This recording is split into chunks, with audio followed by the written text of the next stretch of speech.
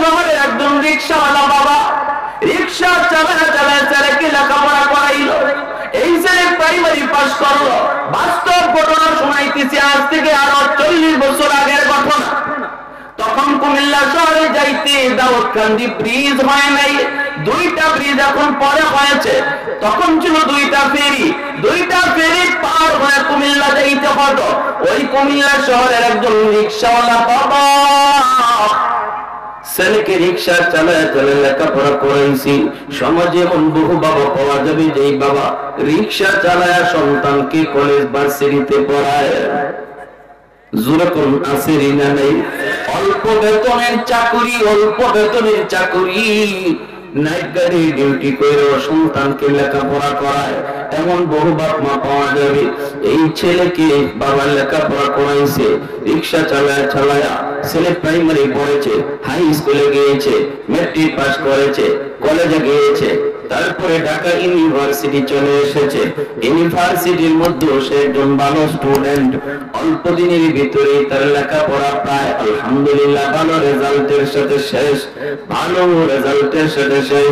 ঢাকা ইউনিভার্সিটির লেখাপড়া শেষ করার পর ছেলে তখন বাবার কাছে বলে, মায়ের কাছে বলে বিয়ে করবে। বিয়ে করবে, তাও বড় লোকের এক মেয়ের সাথে সম্পর্ক তৈরি হয়, পরিচয় হয়। সেই বড় লোকের মেয়েকে বিয়ে করাইতে বাপ মা রাজি হয় না। তারে বোঝানোর চেষ্টা করে, বাজানো রে আমরা গরিব মানুষ, বড় লোকের মেয়ে এসে আমাদের সাথে খাপ খাবে না, আমাদেরকে আব্বু বলে ডাকবে না, আম্মা বলে ডাক দিবে না রে বাবা। কিন্তু ছেলে বাপ মার কথা শুনে নেই। শিশুকালে বাবা কেমন করে করে তার লেখাপড়া করাইলো, ভুলে গেল। বিয়ে করলো বড় লোকের মেয়ে। ঢাকা গুলশান একটা বাসা নিয়ে থাকতো, ওই গুলশানে বাসা নিয়ে থাকতো। গুলশান আজাদ মসজিদ, এই আজাদ মসজিদে এখনো যাত্রাবাড়ি হযরত মাহমুদুল হাসান দামাত বারকাতুহুম তিনি জুম্মা পড়ান। এখনো হযরত মাঝে মাঝে জুম্মা পড়ান, রেগুলার তিনি ওই মসজিদে জুম্মা পড়াইতেন। বহুত বড় একটা অফিসের হেড বস, অফিসার এইদিকে বছর কি বছর চলে যায়, বাড়িতে যায় না, বউ নিয়েও যায় না, নিজেও যায় না। ভুলে গেল বাবার শ্রমের কথা, ভুলে গেল গরিব মায়ের কথা, ভুলে গেল। ঢাকার রং তামাশের ভিতরে পুইরা দিল শক্ত হয়ে গেল। এইদিকে মা বাবা সন্তান যতই বাপ মারে ভুলে, কোনদিন বাপ মা সন্তান বলতে পারে না। মা বারবার শুধু কান্নাকাটি করে, আর স্বামী গো, ও স্বামী একটু যাও না, মানুষের কাছ থেকে আর কত শুনবো, আমার সন্তান কেমন আছে, মানুষের মুখ থেকে আর কত জানবো। যাও গো স্বামী, একটু যাও, নিজে তুমি যা একটু দেখে আসো। বাবা রিকশাওয়ালা বাবা সে তখন আসছে ঢাকা শহরে, ঠিকানা নিয়ে তার অফিসের গেটে আসতে দারোয়ান তার আটকায় দিল। দারোয়ানের কাছে বলতেছে আমি অমুকের সাথে দেখা করব। দারোয়ান কয় অমুকের সাথে দেখা করতে বলে পারমিশন লাগবে, আপনি এখানে একটু দাঁড়ান, আমি বসকে জিজ্ঞেস করে আসি। এই বলে দারোয়ান চলে গেল। তার বসের কাছে যায় বলতেছে, স্যার গেইটে একজন বুড়া মানুষ আপনার সাথে দেখা করতে চায়, আমি তো ঢুকতে দেই নাই, ওখানেই দাঁড় করে রাখছি। সাথে সাথে তার সিসি ক্যামেরার দিকে তাকাই চিনে ফেলেছে এই বৃদ্ধ মানুষটা আর কেউ নয় গো, এই বৃদ্ধ মানুষটাই হলো তার সেই রিকশাওয়ালা বাবা। এরপর দিল নরম হয় না, কলিজা নরম হয় না, কারণ মানুষ যখন অতিরিক্ত গুনাহ করে তখন দিল পাথরের মতো শক্ত হয়ে যায়। অতিরিক্ত গুনাহের কারণে পাথরের মতো দিল শক্ত হয়ে যায়। কোন কথায়, কোন কাজে, কোন বিষয়ে তার দিল নরম হয় না, চোখ দিয়ে পানি আসে না। তখনই দারোয়ান কি ডাক দেয়া কয়, যা বলবি, আমি বড় ব্যস্ত, আমি এখন দেখা করতে পারবো না। নে 500 টাকা দিয়ে দিলাম, যে বলবি স্যার আপনার 500 টাকা দিছি, আর বলছে স্যার খুব ব্যস্ত আসতে পারবে না, এই কথাটা তুমি যা বলে দাও। দারোয়ান আসলো, দারোয়ানে তো আর পরিচয় জানে না। দারোয়ান এসে বলতেছে চাচা স্যার খুব বেশি ব্যস্ত, এখন দেখা করা সম্ভব না, আপনাকে বলেছে আপনি চলে যান, আর এই 500 টাকা আপনাকে দিছি। এই কথা বলতেই বাবা কই বাজান রে, আমি সাহায্য দিতে আসি নাই রে বাজান, আমি এসেছি এক নজর দেখার জন্য। যাও তোমার স্যারকে যা বলো আপনার আব্বা আসছে, আপনার আব্বা। দারোয়ান তখন চোখে পানি ফেলে হাওমা করে কান্না শুরু করেছে। দারোয়ানে কান্দে আর কই চাচা আপনি আমার স্যারের বাবা, আমার স্যার সিসি ক্যামেরায় আপনারে দেখছে এবং চিনছে, আমার নাম বলতে হবে না, আপনি যে আমার স্যারের বাবা এই পরিচয় দেওয়া লাগবে না, উনি ক্যামেরায় আপনারা দেখছে এবং চিনছে। বাবা চিনার পরও আমার স্যার বুঝে আপনার সাথে দেখা করতে পারলো না, আর মাত্র 500 টাকা আপনারে দিল। আমি যে একজন দারোয়ান মানুষ, 20,000 টাকা বেতন পাই, 15,000 টাকা আমি আমার আব্বা আম্মার জন্য পাঠায় দিই মাসে মাস, 5,000 টাকা নিয়ে আমি ঢাকা শহরে কষ্ট করে চলি। এই বলতেই যখনই কইছে আমার স্যার আপনারে দেখছে, সাথে সাথে বাবা আকাশের দিকে মুখটা উঠাইয়া শব্দটা কলিজা থেকে বের কইরা মাটিতে দপার দিয়ে পড়ে গেছে। এরপরে টাকাটা ফেরত দিয়া কয় বাদন দে টাকাটা ফেরত দিয়ে দিও, টাকাটা ফেরত দিয়ে দিও, আমি টাকা নিতে আসি নাই, সাথে দেখা করার তার টাইম নাই, সুযোগ নাই। এই কথা বলতে মাও মাটিতে পড়ে গেল, বিছানায় পড়ে মা অসুস্থ, দিন যায় রাত যায়, মা মরণ ব্যাধিতে উপনীত হয়েছে, মৃত্যুর সাথে মা পাঞ্জা লড়ে। এইদিকে প্রতিদিন বাবা কুমিল্লা শহরে রিক্সা চালায়, আর বিকাল বেলা মায়ের জন্য তার স্ত্রীর জন্য ওষুধ নিয়ে যায়, ঔষধ নিয়ে বাড়িতে যায়, এইভাবেই চলছে। এই যুবক একদিন রমজান মাস, এই যে সামনে আসতেছে রমজান, আর মাত্র কয়েকদিন, রহমতের মাস, বরকতের মাস, নাজাতের মাস, দিলটা অটোমেটিক এই মাসে নরম হয়, ঠিক না? এই মাসে দিল নরম থাকে, নরম যে নামাজ পড়ে না সেও রমজানে নামাজ পড়ে। ওই যুবক রমজান মাসে জুম্মার দিন গুলশান আজাদ মসজিদে জুম্মা পড়তে ঢুকলো, আর ওই দিন জুম্মার নামাজ পড়াইতেছেন যাত্রাবাড়ি হযরত। আর ওই দিনে জুম্মার বয়ানের আলোচ্য বিষয় ছিল বাপমার হক। আল্লাহর ওলির জবানে দরদ মাকা বাপমার হকের কথা বলি, তার কলিজার মধ্যে তীরের মতো জয় লাগতেছে, তীরের মতো তার কলিজায় জয় লাগতেছে। সাথে সাথে যুবকের কলিজার মধ্যে পরিবর্তন, সাজদায় গিয়ে যুবক কান্দে, সাজদার জায়গা বাসায় ফেলতেছে, আর শুধু কইতেছে আল্লাহ আমাকে আমার বাপ মার কাছে ক্ষমা চাওয়ার সুযোগ তুমি দিবানি গো, আল্লাহ তুমি আমাকে আমার আব্বা আম্মার কাছে মাপ চাওয়ার সুযোগ তুমি দিবানি। কারণ যে সন্তানের উপরে তার বাপ মা নারাজ, এই সন্তান হাসরের ময়দানে তার জীবনের নামাজ, তার জীবনের রোজা, তার জীবনের হজ, যাবতীয় আমল লইয়াও জান্নাতে যেতে পারবে না যদি বাপ মার মামলা তার উপরে থাকে। নামাজ আদায় করার পর দ্রুত চলে গেল মার্কেটে। মার্কেটে যাই মার জন্য শাড়ি কিনলো, বাবার জন্য লুঙ্গি কিনলো, অনেক রকমের ইফতারি কিনলো, সন্তানের চোখ দিয়ে দরদর করে পানি পড়ে।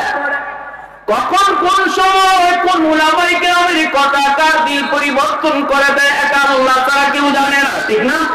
এজন্যই আল্লাহ নবী বলেন আলাইকুম বিমুজালাসাতিল উলামা ওয়া ইসতিমাই কালামিল হুকামা ফাইন্নাল্লাহ তাআলা ইউহয়িল কলবাল মাইয়িতা বিনূরিল হিকমা কামা ইউহয়িল আরদাল মাইতাতা বিওয়াবিলিল মাতার। নবী বলেন শেষ জামানার উম্মত শুনে রাখো, ফিতনার জামানায় আমার উম্মতের উলামায়ে কেরামের সাথে মিলেমিশে থাকবা, তাদের কথাবার্তা বেশি শুনবা, তাদের মজলিসে তোমরা বেশি বেশি যাইবা, দুনিয়ার মিছিল মিটিং এ যত বেশি যাইবা দিল তত বেশি মুর্দা হবে। আর উলামায়ে কেরামের মজলিসে যত বসবা তত মুর্দা দিল জিন্দা হবে।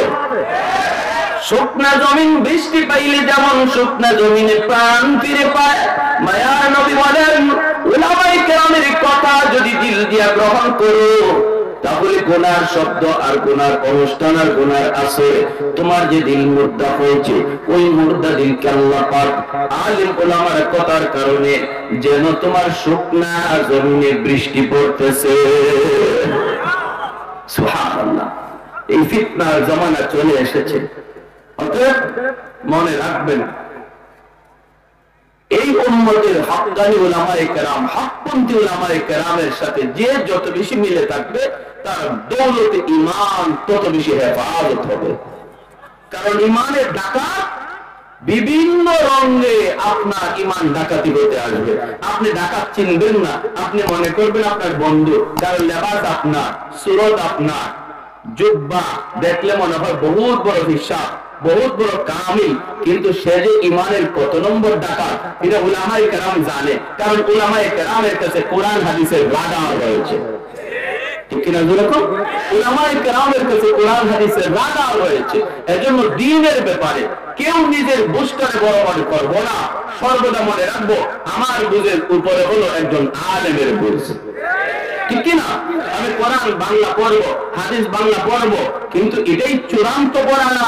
আমাকে বুঝতে হবে একজন হক্কানি আলেমের কাছে যায়া। যদি করি তাহলে আমার দৌলতে ঈমান হেফাজত হবে। এটা আল্লাহ নবীর ভবিষ্যৎবাণী, এটা মায়ার নবীর ভবিষ্যৎবাণী। আপনারা চিনবেনই না কে বন্ধু আর কে ডাকাত। তাহলে আলেমদের সাথে মিলে মিশে থাকার দরকার আছে না নাই? নৌকা যদি নদীর ঘাটে রশি দিয়া গাছের সাথে বাঁধা থাকে, ঝড় তুফান আসলেও নৌকা যাবে না। আর যদি নৌকা শুধু লাগানো থাকে, বাঁধা না থাকে, তাহলে ঝড় আসবে, তুফান আসবে, নৌকা খুঁজে পাওয়া যাবে না। এই ফিতনার জমানা চতুর্মুখী ঝড়, চতুর্মুখী আক্রমণের শিকার আমরা। এই অবস্থায় যদি আমার মহাদৌলত ঈমান বাঁচাইতে হয় তাহলে আলেমদের সাথে রশি দিয়ে বাঁধতে হবে, রশি দিয়ে বেঁধে রাখতে হবে। প্যার হাজরিন, আর মনে রাখবেন উলামায়ে কেরাম যখনই আপনাদেরকে কোনো ইস্যুতে ডাক দিবে ভালো করে ইয়াদ রাখবেন, এটা উলামায়ে কেরামের ব্যক্তিগত কোনো ইস্যু নয়। উলামায়ে কেরাম ব্যক্তিগত ইস্যু নিয়ে কোনোদিন উম্মতকে ডাকে না, কোনোদিন উম্মাহকে ডাকে না। উলামায়ে কেরাম মেম্বার, চেয়ারম্যান, এমপি হওয়ার জন্য আপনাদেরকে রাজপথে কখনো ডাক দিবে না। উলামায়ে কেরাম যদি আপনাদেরকে কখনো ডাক দেয় সেটা হবে আপনার ঈমান বাঁচানোর জন্য। এটা বুঝতে হবে উম্মার স্বার্থে, উম্মার স্বার্থে। এজন্য সব কাজই মনে করবেন না শুধু এটা হুজুরদের কাজ, এটা হুজুরদের দায়িত্ব। বলুন কাদিয়ানীরা যে আজকে আমার নবীর খতমে নবুয়তে হামলা করেছে, এটা কি শুধু উলামায়ে কেরামের ইস্যু নাকি নবীর সমস্ত উম্মতের ইস্যু? গোটা উম্মার ইস্যু। কাদিয়ানীরা আমার নবীর শান নিয়া, আমার নবীর মান নিয়া ডাকাতি করা শুরু করে দিয়েছে। আর আমি আর আপনি টিভির পর্দায় শুধু চিত্রগুলা দেখি আর শুধু মনে করি যা করবার তো করতেছে আলেম ওলামারা। কিয়ামতের ময়দানে মায়ার নবীর সামনে মুখ দেখানোর কোনো উপায় থাকবে না। সুপারিশ তো বহু দূরের কথা, সুপারিশ তো বহু দূরের কথা। আমার নবীজি শুধু একটা প্রশ্ন করে, আমার শান মান তোর সামনে ডাকাতি হয় আর তুই চুপ করে বসাচ্ছি, আর আমি নবীর সুপারিশটাও কোন মুখে, কোন লজ্জায়, উপায় থাকবে না। এজন্য ভাইয়েরা, বন্ধুরা, এমন কিছু ইস্যু আছে মনে রাখবেন উলামায়ে কেরাম আপনাদেরকে যখনই ডাক দিবে ভাববেন না যে তারা মন্ত্রী হতে চায়, ভাববেন এটা আমার জন্য ডাক দিয়েছে, এই ডাকটা আমার ছিল, এটা আলেমরা দিয়েছে। কাদিয়ানী বিরুদ্ধে আন্দোলনে বাংলাদেশের পার্লামেন্টে কাদিয়ানীদেরকে কাফির ঘোষণা করার জন্য, পাকিস্তানের জমিনে পার্লামেন্টে কাদিয়ানীদেরকে কাফির ঘোষণা করার আন্দোলনে লক্ষ জনতার মিছিল বের হয়েছিল। 10,000 নবীর আশিক শহীদ হয়েছে। 10,000 নবীর আশিকের রক্তের বিনিময়ে পাকিস্তানের পার্লামেন্টে কাদিয়ানীদেরকে কাফির ঘোষণা করতে সরকার বাধ্য হয়েছে। আমি বলি বাংলার জমিনও কাদিয়ানীদেরকে পার্লামেন্টে আইন করে কাফির ঘোষণা করার দাবিতে উলামায়ে কেরাম যদি ময়দানে আপনাদেরকে ডাক দেয়, আমি তো মনে করি বাংলাদেশে 10,000 নয়, 10 লক্ষ নবীর আশিক জীবন দিতে তৈয়ার। কারা কারা হাত উঠে আল্লাহকে দেখা।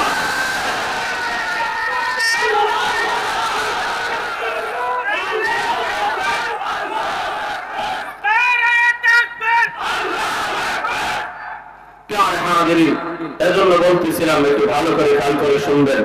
আল্লাহর ওলি যাত্রাবাড়ি হযরত জুম্মার বয়ানের ভিতরে দরদ মাখা কিছু কথা বললেন, যুবকের দিলের ভিতরে তীরের মতো বিদ্ধ।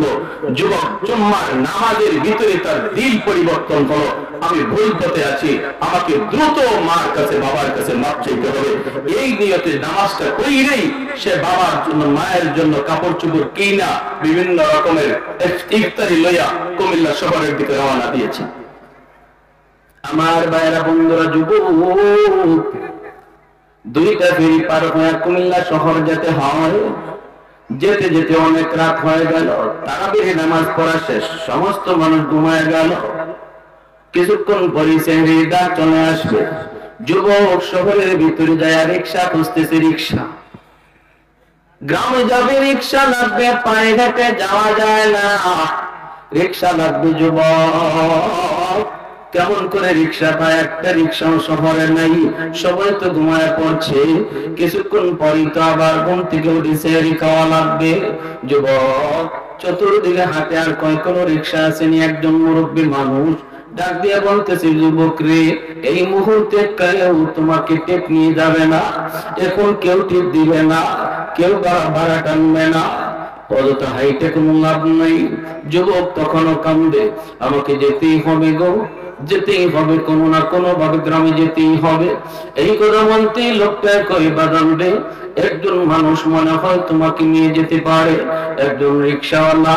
আমি তারা দেখেছি রাতের অন্ধকারেও সে মাঝে মাঝে টিপ দেয়, মাঝে মাঝে সে রিক্সা চালায়, কারণ দিনেও রিক্সা চালায়, রাতেও চালায়। আমার যদ্দূর জানা, গ্রামে তার বিবি বিছানায় পড়ে আছে, কখন জানি মারা যায়। প্রতিদিন তার জন্য ঔষধ নিয়ে যেতে হয়, এজন্য সে রাতের বেলা টিপ দেয়।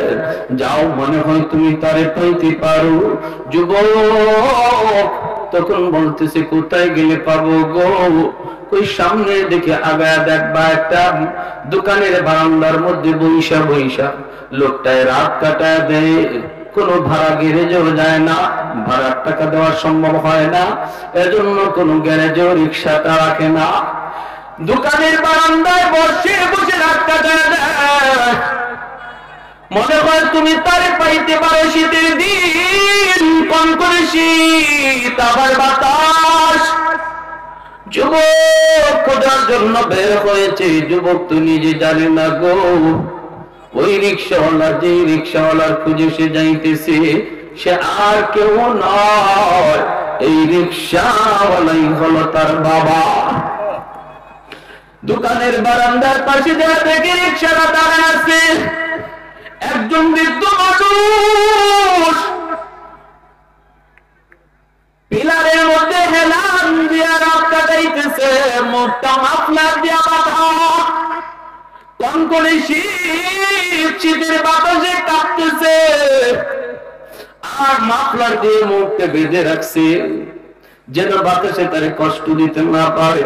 পাশে যাইয়েই তখন ডাকবে, চাচা যান, অমুক গ্রামে যাইবেননি। যেই মাত্র কইছে অমুক গ্রামে যাইবেননি, সাথে সাথে বাবা সন্তানের কণ্ঠ চিনে ফেলেছে। হাজারো কণ্ঠের ভিতরে বাপ মা সন্তানের কণ্ঠ কোনোদিন ভুলে না। হাজারো কণ্ঠের ভিতরে সন্তানের আওয়াজ, চিৎকার মা কোনোদিন ভুলে না। এজন্য যেই মাত্র ডাক দিছে, কণ্ঠটা দেখি, কণ্ঠটা শুনে বাবা চিনে ফেলেছে, এ তো আর কেউ নাই আমার সন্তান, এ তো আর কেউ না আমার সন্তান। এইবার বাবা মাথাটা তুলে না, মাথাটা নিচের দিকে রাখছে, মাফলার দিয়ে মুখটা বেঁধে রাখছে, নিচের দিকে মাথাটা রেখে বলতেছে, যাবো বাবা, যাবো যাবো। তখনই ছেলে কয়, কত ভাড়া দিতে হবে, ভাড়া কত লাগবে? তখন বাবা মাথাটা নিচের দিকে দেয়, চোখ দিয়ে দর দর করে পানি পড়ি। ছেলে তো আর দেখে না, কান্দে আর কই, বাদাম রে, জীবনে কত ভাড়াই তো মানুষের কাছ থেকে নিলাম রে বাজার, আজ আমি তোমার কাছ থেকে কোনো ভাড়া নিব না। ছেলে কই না, আমি আপনাকে দ্বিগুণ ভাড়া দিব। বাবার কই বাজান তুমি বসো, ভাড়া লাগবে না। বাবার মনে মনে তো বাজান জীবনে কত তোমার রিক্সায় তুইলে স্কুলে দিয়ে আইছি, ওই দিনও ভাড়া নেই নাই, আজও বাবাই ভাড়া নিব না। কিন্তু ছেলে তো বাবারে চেনে না, বাবারে চেনে না। বাবা তো মুখটা মাফলা দিয়ে ডাইকা রাখছি। ভাই রিক্সার মধ্যে উঠে বাবা সন্তানদের পাশে বসাইয়া সিটের মধ্যে বসাইয়া বাবা রিক্সা টানা শুরু করে দিল। রিক্সা টানতেছে, রিক্সা টানতেছে, এইদিকে যায় যাইতেছে আর বাবার চোখ দিয়া পানি পড়ে। মাঝে মাঝে বাবা খেয়াল করে ছেলে সিটে বইসা কান্দে, ছেলে সিটে বইসা কান্দে। এইবার বাবা যায় আর কই বাদাম এই গ্রামে যায় তুমি কি করবা? তখন কই গ্রামে আমার বাড়ি। তোমার এই গ্রামে বাড়ি বলে? হ। কে তোমার বাবা? আমার আব্বা অমু, আমার মা অমু। কেন যাইতেছো? কোনদিন তো তোমাকে এলাকায় দেখি নাই। এই কথা বাবা বলতেছি। বাবার কণ্ঠ তো ছেলে চিনবে না, কারণ এতটা বছর পরে আসছে। ছেলে বাবার কণ্ঠ ভুলে যায়, কিন্তু বাপ মা সন্তানের কণ্ঠ কোনদিন ভুলে না। ভাইরা বন্ধুরা, ছেলে রিক্সায় বইসে বইসে কাম দেয়ার কই চাচা আমি বড় অপরাধী, আমি বড় পাপী, আমি আমার মাকে বাবাকে অনেক কষ্ট দিয়ে ফেলেছি, অনেক কষ্ট দিয়ে ফেলেছি গো। আমি আমার মার কাছে বাবার কাছে মাপ চাইতে আসছি, মাপ চাইতে আসছি। জানি না আমার আব্বা কোন হালতে আছে, জানি না আমার আম্মা কোন অবস্থায় আছে, আমাকে তাড়াতাড়ি আপনি পৌঁছায় দেন। এই কথা বলতেই ছেলে বাবা তখন রিক্সাটা আটকে দিছে। আটকে বাবার চোখ থেকে দর দর করে পানি পড়ে। বাবা রিক্সা থেকে নাই মা মাফলারটা সরা কান্দে আর কয় বাজান যে বাবার তালাশে তুমি বের হয়েছ এই হলো তোমার রিক্সাওয়ালা বাবা। লাভ দিয়া ছেলে বাবার পা ধুয়ে জড়ে ধরে কান্না শুরু করে দিয়েছে। মায়ের কাছে যে আম্মা করে ডাক দিতে দেরি, মা লাভ দিয়া বিছানা থেকে সুস্থ হইতে দেরি হলো না।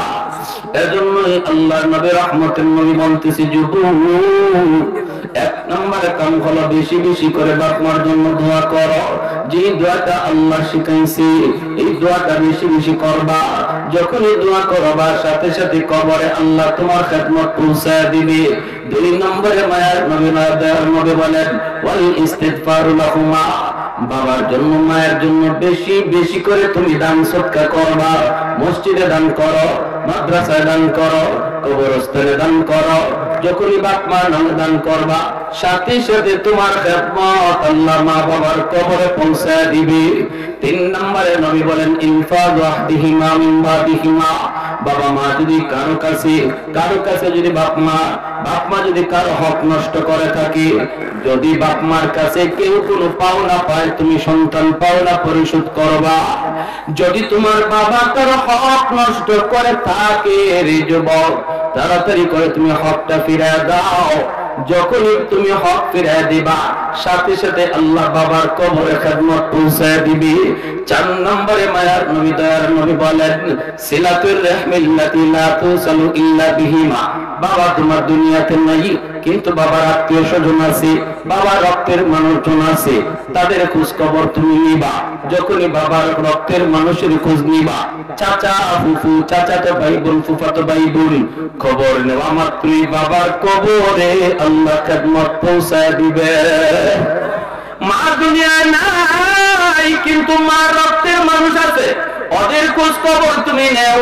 যখনই মার রক্তের মানুষ নানা নানি, মামা মামি, খালা খালু, খালাতো ভাই বোন, মামাতো ভাই বোনের খবর যখনই তুমি নিবা, মায়ার নবী দয়ার নবী বলেন সাথে সাথে আল্লাহ মার কবরে তোমার খেদমত পৌঁছায় দিবে।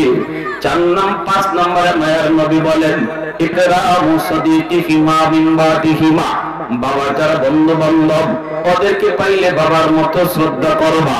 বাবার বয়সের মানুষকে পাইলে বাবার মতো শ্রদ্ধা করবা। যখনই বাবার বন্ধু বান্ধবকে তুমি শ্রদ্ধা করবা, সেবা করবা, সাথে সাথে আল্লাহ পাক বাবার কবরে তোমার খেদমত পৌঁছায় দিবে। মা দুনিয়ায় নাই কিন্তু মা যেই সমস্ত মহিলাদের সাথে চলতো মার বান্ধবী, তাদেরকে পাইলে মায়ের মতো শ্রদ্ধা করো। মার বয়সের মহিলা পাইলে মায়ের মতো তুমি শ্রদ্ধা করবা। সাথে সাথে মার কবরে আল্লাহ তোমার খেদমত আল্লাহ পৌঁছায় দিবে। তাহলে আল্লাহ নবী 5টা আমলের কথা বলছেন, এই 5টা আমল করব আমরা কবরবাসীদের জন্য। 1 নাম্বার তাদের জন্য দোয়া, 2 নাম্বার তাদের জন্য দান সদকা, 3 কাকের ডাক। কাকের ডাক বাবার কানে আসলো, তখন বাবা বলতেছে বাগানদি, ও বাজান এটা কিসে ডাকে? ছেলে বলতেছে আব্বা এটা কাক। এরপরে বাপে আবার জিজ্ঞেস করে বাবা এটা কিসের ডাক? ছেলেকে আব্বু বললাম তো এটা কাক। বাবা আবার জিজ্ঞেস করে বাজান এটা কিসের ডাক? ছেলেকে বললাম না এটা কাউয়া। এরপরে বাবা আবার জিজ্ঞেস করে বাজান এটা কিসের ডাক? চতুর্থবারই বাপ ছেলের মেজাজ গরম হয়ে গেল। একটু গরম হওয়ার পরে বলতেছে আমি কতবার তোমারে বললাম এটা কাউয়া, এটা কাউয়া, কতবার তোমারে বললাম এটা কাক, এটা কাক, এরপরে তুমি কেন বোঝো না? এই কথা বলতে যখন ধমক দিয়া বাবার এই কথা বলছি, তখনই বৃদ্ধ বাবার চোখ দিয়ে দর দর করে পানি পড়ে। বাবা কান্দার করে বলেন রে বাজান, ইচ্ছা করে আমি তোমাকে কয়েকবার জিজ্ঞেস করেছি, কারণ তোমার শিশু কালের একটা কথা আমার মনে পড়ে গেছে। এই জায়গাটাতে আমি তোমাকে নিয়ে শিশুকালে বসাছিলাম, এইভাবে একটা গাছের ডালে কাক ডাকতেছিল। তুমি আমাকে একবার জিজ্ঞেস করলে আব্বু এটা কিসের ডাক? আমি বললাম বাজান এটা কাক। এরপরে আবারও জিজ্ঞেস করেছো আব্বু এটা কিসের ডাক? আবারও বললাম এটা কাক। আবারও জিজ্ঞেস করেছো আব্বু কিসের ডাক? আবারও বলেছি এটা কাক। এ বাবা এখনো আমার কানে বাজে, এখনো কানে বাজে। কতবার তুমি আমাকে জিজ্ঞেস করে ছেলের বাজা? 10 বার তুমি আমাকে জিজ্ঞেস করলা। 10টা বারে আমি তোমাকে আদর করে করে শেষ পর্যায়ে গালে চুমু দিয়া দিয়া বলছি কাক। একবারও বাবা তোমারে ধমক দিই নেই, একবারের জন্য তোমাকে আমি রাগ করি নেই।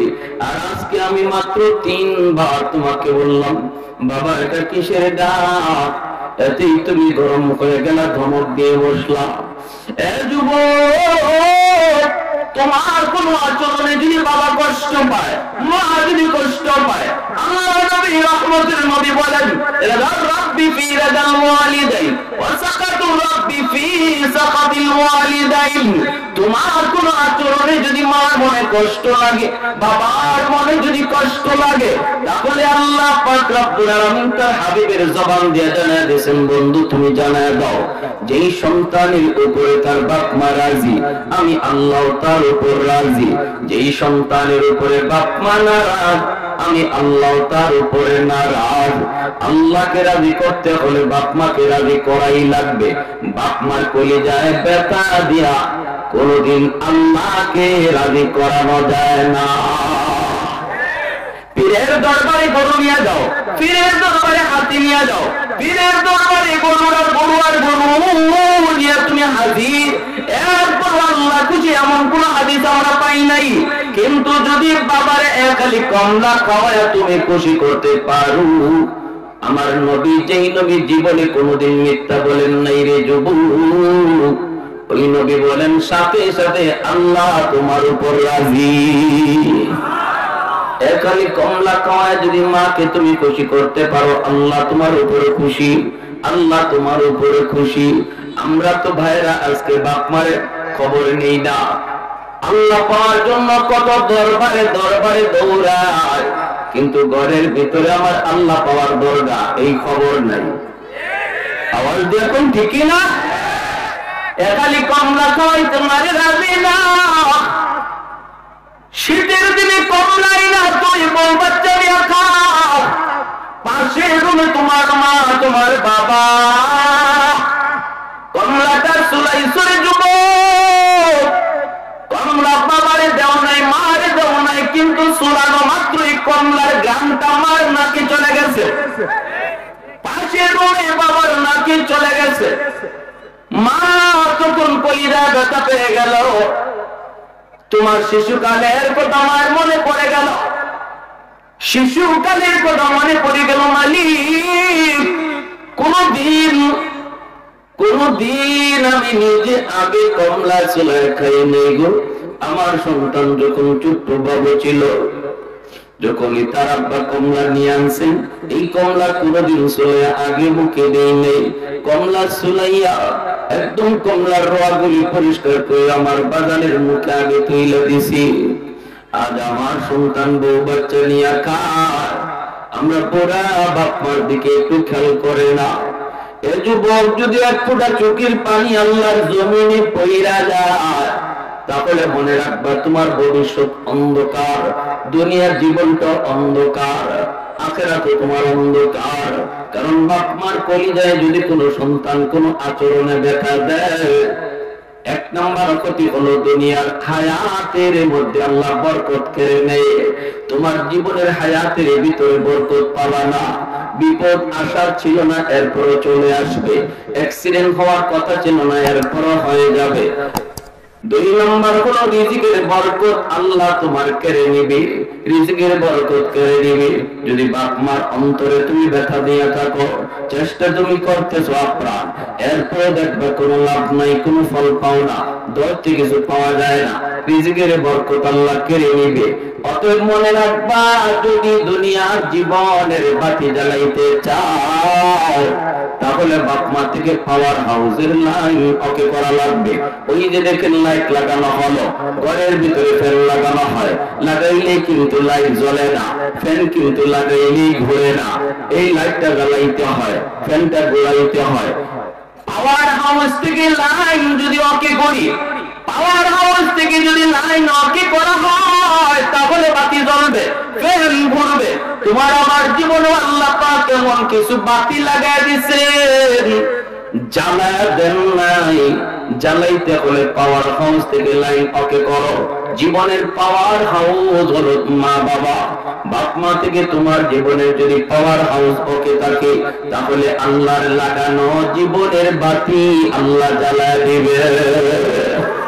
সুবহান। আলহামদুলিল্লাহ কদ্দারা খাইরাও ওয়া খাবালা, আলহামদুলিল্লাহ কদ্দারা খাইরাও ওয়া খাবালা, والشكر لمن صور حسنه وجمالا, فرد صمد عن صفة الخلق بريء, رب أزلي خلق الخلق كمالا, لا ضد ولا ند ولا حد لمولى, لا ضد ولا ند ولا حد لمولى, الآن كما كان ولم يلق زوالا, الآن كما كان ولم يلق زوالا, لا مثل ولا صور مثلا ونذيرا, من قال سوى ذلك قد قال محالا. زور شروع بولي الله أكبر, আরেকটু জোরে বলি আল্লাহু আকবার। কুমিল্লা শহরের একটা বাস্তব ঘটনা আমি আপনাদেরকে শোনাই। দেখি বাপ মা সন্তানের জন্য কত কিছু করে, কিন্তু এই সন্তান যখন বড় হয়, বড় হওয়ার পরে কেমন করে ভুলে যায়।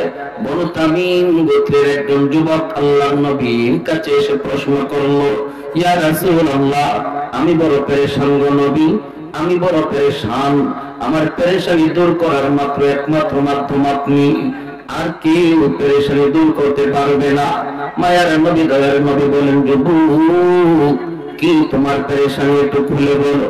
যুবক বলতেছে, আল্লাহর নবী, আল্লাহ পাক আমাকে, আমার বাপ মার একমাত্র সন্তান আমি, আল্লাহ আমাকে ধন দিয়েছে, দৌলত দিয়েছে, কিন্তু সময় মতো দেয় নাই। যেই সময় আমার বাপ মা দুনিয়ায় জীবিত ছিলেন, তখন আল্লাহ আমাকে ধন দেয় নাই, আমাকে আল্লাহ দৌলত দেয় নাই, টাকা পয়সার সন্ধান আমি পাই নাই। যেদিন আল্লাহ আমাকে ধনী বানাইছে, আল্লাহ আমাকে সম্পদ দিয়েছে, ওই দিন আমার বাপ মা দুনিয়াতে কেউ নাই।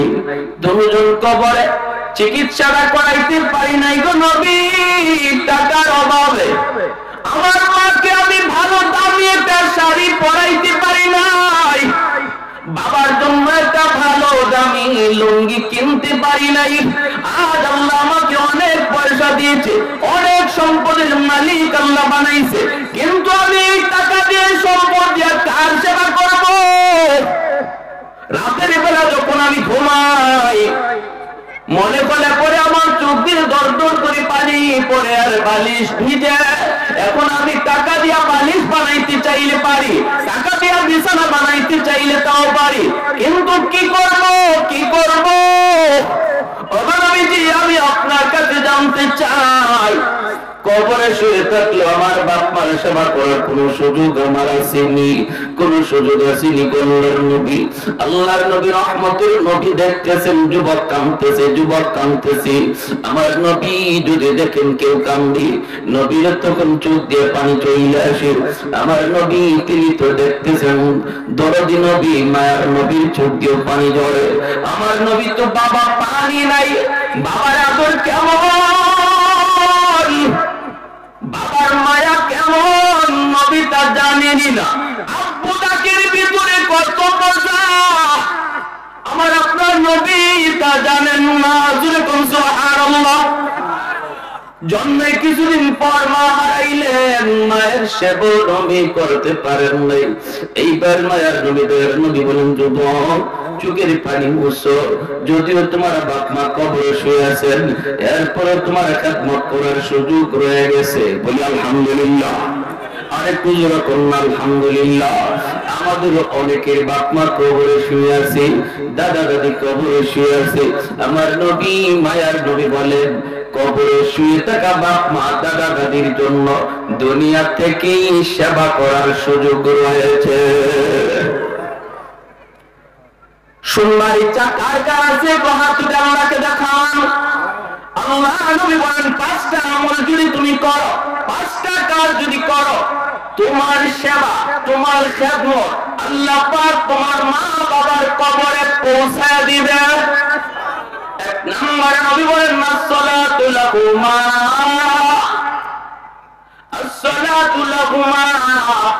মায়ের নবী ওয়াজ শুরু করে দিয়েছেন একজন যুবককে সামনে রেখে। বনু তামিম গোত্রের একজন যুবক, মদিনা শরীফের একটা উল্লেখযোগ্য গোত্র।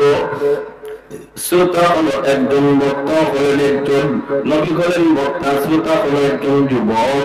এই যুবক একটু দিলটা নরম করে কথা বলে শোনো।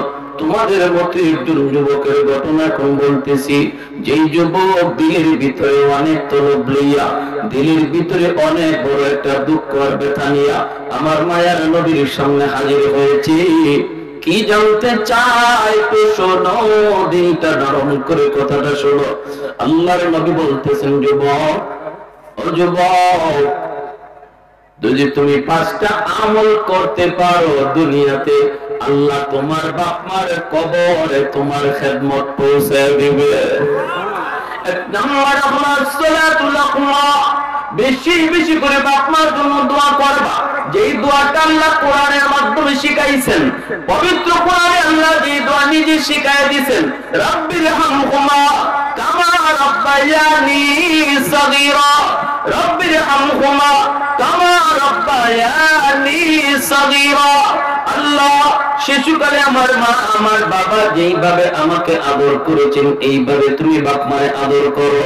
আল্লাহ কেন এইভাবে দোয়াটা শিখাইলেন, তাফসীরের কিতাবে লিখেন, কারণ শিশুকালে বাপ মা সন্তানের প্রতি কি পরিমাণ আদর মায়া আর সোহাগ দিয়েছে। সন্তান বড় হওয়ার পরে যদি সেই কথাগুলি ভুলেও যায়, কিন্তু আমার আল্লাহ তিনি বলেন না। শিশুকালে যেই পরিমাণ সেবার, যেই পরিমাণ কদর, তাহলে আল্লাহ নবী 5টা আমলের কথা বলছেন। এই 5টা আমল করব আমরা কবরবাসীদের জন্য। 1 নম্বর তাদের জন্য দোয়া, 2 নম্বর তাদের জন্য দান সদকা, 3 নম্বর তারা কোনো হক নষ্ট করে থাকলে হক ফিরিয়ে দেওয়া। তোমার বাবা যদি তোমার ফুফুদের সম্পদ না দেয়, আল্লাহর বন্টন করা সম্পদ যদি তোমার বাবা না দিয়া থাকে তার বোনদেরকে, বাবার নামে 40টা না 100টা গরু জবাই কইরা জিয়াফত খাওয়াইলো, বাবার কবরের আগুন নিভবে না না না। যদি বাবার কবরের আগুন আপনি নিভাইতে চান তাহলে ফুফুরে ডাকেন, ফুফাতো ভাই বোনদের ডাকেন, বাবা যে ভুলটা করছে এই ভুলটার সংশোধন করেন, সম্পদ তাদেরকে বুঝাইয়া দেন, তাহলেই শুধু কবরের আগুন নিভবে, আর নতুবা আগুন নিভবে না। বুঝে আসছে? আগুন নিভবে না। যদি কোনো হক নষ্ট করে থাকে আর তুমি বাবা, তুমি সন্তান জানো, এরপরে বাবা এই ভুলটা তুমি সংশোধন করতেছো না, না কইরা বাবার নামে লাখ লাখ টাকা তুমি মানুষকে খরচ করতেছো, দান করতেছো, জীবনেও কবরে আগুন নিভবে না। এজন্য আল্লাহ নবী 3 নম্বর স্থানে বলছেন, প্যারে হাজিরিন, আমার ভাইরা, বলুন দেখি এইবার এই কবরস্থানের জন্য সদস্য কতজন হয়েছে? 70 জন সদস্য হয়ে গেছে। আলহামদুলিল্লাহ। আজ আমি আছি, কাল